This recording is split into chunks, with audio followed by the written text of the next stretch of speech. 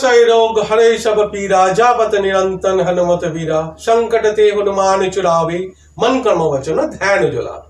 नमस्कार समग्र धनु राशि एवं धनु लग्नेर मानुषके आमार शत कोटी प्रणाम। এটা মে মাসের ভিডিও। মে মাসটা খুব গুরুত্বপূর্ণ মাস, কারণ দেখুন ধনু রাশি রাশিপতি সে কিন্তু অস্ত হতে চলেছে। কোথায়? ষষ্ঠ ঘরে, 6 নম্বর ঘরে, সে রোগের ঘর। এবং অস্ত হচ্ছে কার দ্বারা? ধনু রাশির ভাগ্যপতির দ্বারা, সূর্য। অর্থাৎ আপনার ভাগ্য আপনার রাশিকে আপনার নিজেকে অস্ত করছে। ভাগ্য পিতার সঙ্গে কিন্তু কিছু সমস্যা কবে হবে? এটা ঠিক এই 1 তারিখ, মানে হচ্ছে মে মাসের 1 তারিখ থেকে ঠিক 11 তারিখ পর্যন্ত 11 দিন কিন্তু কম্বাস্ট হবে। কম্বাস্ট জিনিসটা কি? কম্বাস্ট অস্ত, অর্থাৎ দিনের বেলা দেখবেন সূর্য শুধু আকাশে থাকে, বাকি কোনো গ্রহ নক্ষত্র তারা কিছু দেখতে পাই না, কিন্তু তারা অবশ্যই আকাশে থাকে, সূর্যের আলোর প্রভাবে দেখা যায় না। ঠিক এই গোচরে যদি ঘুরতে ঘুরতে কোনো গ্রহ সূর্যের কাছাকাছি এসে যায়, বিশেষ করে বৃহস্পতি যখন সূর্যের 11 ডিগ্রির মধ্যে এসে যায়, তখন সে তার কার্যকরী ক্ষমতা হারিয়ে ফেলে, তার পাওয়ার হারিয়ে ফেলে, রেজাল্ট দিতে পারে না। তাহলে আপনার নিজের লগ্নপতি মানে রাশিপতি এবং চতুর্থপতি সে অস্ত হচ্ছে কোথায়? আপনার ভাগ্যপতি সূর্যের দ্বারা। তাও আবার কোথায়? 6 নম্বর ঘরে গিয়ে, সংঘর্ষের ঘরে গিয়ে, এবং সেটা কৃত্তিকা নক্ষত্রে। এবং কৃত্তিকা নক্ষত্র হচ্ছে সেই সূর্যেরই নক্ষত্র, অর্থাৎ সূর্য কিন্তু তার নিজের নক্ষত্রে বৃহস্পতিকে কম্বাস্ট করছে। দেখুন সরকারি চাকরি যাদের জন্মছকে সূর্য এবং বৃহস্পতি ভালো নেই, তারা কোনোদিন সরকারি চাকরি পেতে পারে না। আর যারা সরকারি চাকরি করে তাদের জন্মছকে অবশ্যই কোথাও না কোথাও গিয়ে বৃহস্পতি এবং সূর্যের কোনো যোগসাযোগ আছে, এবং দুটো গ্রহ খুব শুভ অবস্থানে আছে। তাহলে গোটা দুনিয়া দেখে নিয়েছে এই সময়টা কত হাজার জনের সরকারি চাকরি চলে গেছে, ঠিক এইটারই তার প্রভাব। এছাড়াও এই ধনুরাশির চতুর্থ ঘরে 4 নম্বর ঘরে গিয়ে অঙ্গারক যোগ তৈরি হচ্ছে। অঙ্গারক যোগটা কি? ধনুরাশির পঞ্চমপতি মঙ্গল, আর সেই চতুর্থ ঘরে রাহু বসে আছে, আর মঙ্গল রাহুর সঙ্গে অবস্থান করছে। রাহু মঙ্গল যোগকে অঙ্গারক যোগ বলা হয়, কারণ রাহু হচ্ছে বায়ুতত্ত্ব গ্রহ এবং মীন রাশি জলীয় রাশি, সেখানে মঙ্গল অগ্নিতত্ত্ব ফায়ারি সাইন হয়ে অঙ্গারক যোগ তৈরি করছে বিস্ফোটক। রাহু মঙ্গলের এই যোগটা ভীষণ নেগেটিভ আবার ভীষণ পজিটিভ। তাহলে একটু বুঝে নিই নেগেটিভ আবার পজিটিভ কি করে হয়। দেখুন কারোর জন্মগোষ্ঠীতে রাহু মঙ্গল যদি একসাথে থাকে, তারা ভীষণ এনার্জেটিক দুঃসাহসিক কাজ তারা করতে পারে, যে কোনো সাহসিকতার কাজ। এত তাদের পরাক্রম এবং মনের জোর, আমরা যে সমস্ত কাজগুলো ভাবতেও পারি না, মানে ভাবলে অবাক লাগে, সেই সমস্ত কাজ তারা করতে পারে। খুব বড় অ্যাথলেটিক্স হতে পারে, ক্রীড়া দক্ষতা যোগ মারাত্মক থাকে, তাদের ক্যারাটে থেকে আরম্ভ করে সুইমিং, অ্যাথলেটিক্স, স্পোর্টসম্যান তারা হতে পারে। কিন্তু এই যোগের একটা বিরাট নেগেটিভ আছে, যদি বৃহস্পতি এই যোগকে সাপোর্ট না করে, দৃষ্টি দেয় কিংবা সহাবস্থানে না থাকে, তাহলে কিন্তু এই যোগটা বিরাট নেগেটিভ হয়ে যেতে পারে। বৃহস্পতি এডুকেশনের কারক, এই যোগ থেকে এডুকেশন বেরিয়ে গেলি তাহলে কি হবে? তারা চোর, গন্ডা, মাফিয়া, ডাকাত, এমনকি অ্যান্টি সোশ্যাল এবং উগ্রপন্থী পর্যন্ত বানিয়ে দিতে পারে এই রাহু মঙ্গলে অঙ্গারক যোগ। সেটা আপনার চতুর্থ ঘরে হচ্ছে, পরিবারের ঘরে হচ্ছে। এই সময় আপনার বাড়ি, গাড়ি, প্রপার্টি অবশ্যই কেনা এই কটা দিন উচিত না। এটা বেশি দিন থাকছে না, মাত্র মে শেষ পর্যন্ত এই চতুর্থ ঘরে অঙ্গারক যোগ থাকছে। এই অঙ্গারক যোগে সব থেকে নেগেটিভ প্রভাব হতে পারে আপনার মায়ের সঙ্গে আপনার রিলেশন এবং মায়ের হেলথ ইস্যু।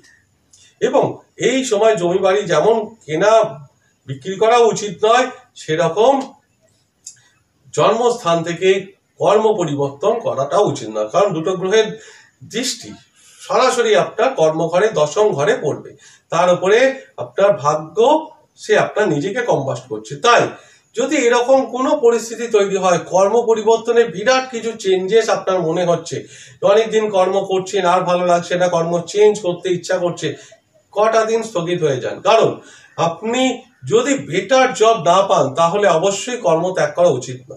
কর্ম যদিও ত্যাগ করে নিলেন বা কর্ম পরিবর্তন করে নিলেন, তাহলে পরবর্তীকালে যোগটার পরে কিন্তু আপনাকে আফসোস করতে হবে যে আরেকটু কটা দিন ধৈর্য ধরে থাকলে এর থেকে হয়তো বেটার পেতাম, বা ওই জবটা এর থেকে হয়তো বেটার ছিল। এই যে নিজেকে আফসোস করতে যাতে না হয়, তাই ভুল সিদ্ধান্ত নেবেন না, কারণ বিনাশকালে বিপরীত বুদ্ধির পরিস্থিতি যেন তৈরি না হয়।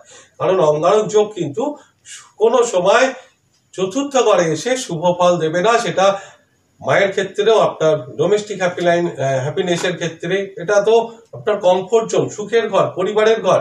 তা পরিবারকে নিয়ে ভ্রমণের সুযোগ অবশ্যই থাকবে। যদি এই সময় স্পিরিচুয়াল কোনো মন্দিরে গিয়ে ভ্রমণ, যেমন ধরুন পুরী, ঠিক আছে, তিরুপতি বালাজি, এই সমস্ত জায়গায় যদি আপনি ভ্রমণ করতে পারেন অবশ্যই ভালো। তাছাড়া কিন্তু এই যোগটা চতুর্থ ঘর মানে সুখের জায়গায় একটু হলেও ব্যাঘাত ঘটবে। এছাড়াও এই মে মাসে আরো দুটো গ্রহ আছে, সেটা হচ্ছে বুধ এবং শুক্র। দেখুন বুধ কিন্তু আপনার অত্যন্ত পজিটিভ গ্রহ, কারণ সে আপনার সপ্তম এবং দশমপতি, বিজনেস, কর্ম, কেরিয়ার, জীবনসাথী, এতগুলো দিক সেও কিন্তু সেই 4 নম্বর ঘরে নিচ অবস্থায় থাকবে। মানে সেও তার কার্যকরী ক্ষমতা হারিয়ে ফেলবে, সে পজিটিভ রেজাল্ট দিতে পারবে না। কিন্তু সেটা মাত্র 11 তারিখ পর্যন্ত। 11 তারিখের পর সে কিন্তু পঞ্চমে চলে যাবে। তাহলে পঞ্চমে এডুকেশন এবং সন্তানের জায়গাটাকে পজিটিভ করতে পারে। কি করে দেখুন, আপনার এই পঞ্চম ঘরে শুক্রও থাকবে সারা মাস, সে ষষ্ঠপতি এবং একাদশপতি হয়ে। একাদশপতি মানে সে আপনার ইচ্ছাপত্তি করবে। তাহলে আপনার এই মে মাসে কিন্তু বিভিন্ন পরীক্ষার রেজাল্ট আউট হবে, মাধ্যমিক, উচ্চ মাধ্যমিক, জিমেট। আপনার সন্তান যদি এই সময় এই পরীক্ষাগুলো দিয়ে থাকে, সন্তানের যোগ, বা আপনার যদি ধনু রাশি হয় বা ধনু লগ্ন হয়, আপনি যদি পরীক্ষাগুলো দিয়ে থাকেন, সেক্ষেত্রে কিন্তু আপনার মনোপ্রুত রেজাল্ট, বা আপনি যে যতটা আশা করেছেন রেজাল্টের ততটাই আশা হবে, ফলপ্রসূ হবে। কিন্তু এখানে রাশিফল 30% রেজাল্ট দেয়। সম্পূর্ণ ডিপেন্ড করে আপনার জন্মছক বা আপনার দশা। অ্যাস্ট্রোলজি মানে হচ্ছে সময়, অর্থাৎ টাইম। তাই দশা যদি ভালো থাকে, এই গোচর ফলে নেগেটিভ রেজাল্ট হলেও আপনার জীবনে ততটা প্রভাব পড়ে না।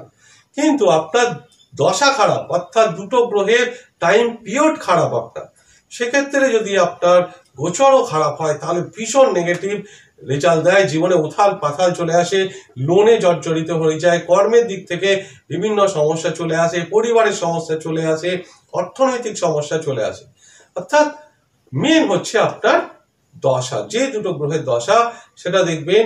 তাই গোচর ফল 30% রেজাল্ট দেয় আপনার জীবনে। যদি দশা ভালো থাকে, গোচর নেগেটিভ হলেও আপনি এটাকে স্মুথলি ওভারকাম করে বেরিয়ে আসবেন। দেখবেন বিভিন্ন মানুষ আছে যাদের জীবনে সেরকম চেঞ্জেস আসেই না, তাদের জন্মছক এত ভালো, তাদের অ্যাসেন্ডেন্ট লর্ড এত ভালো, যে এই নেগেটিভ প্রভাবগুলো তাদের জীবনে সেরকম ভাবে প্রভাব ফেলতেই পারে না। তাই এই মেন হচ্ছে আপনার দশা, গোচর ফল 30% রেজাল্ট দেয়।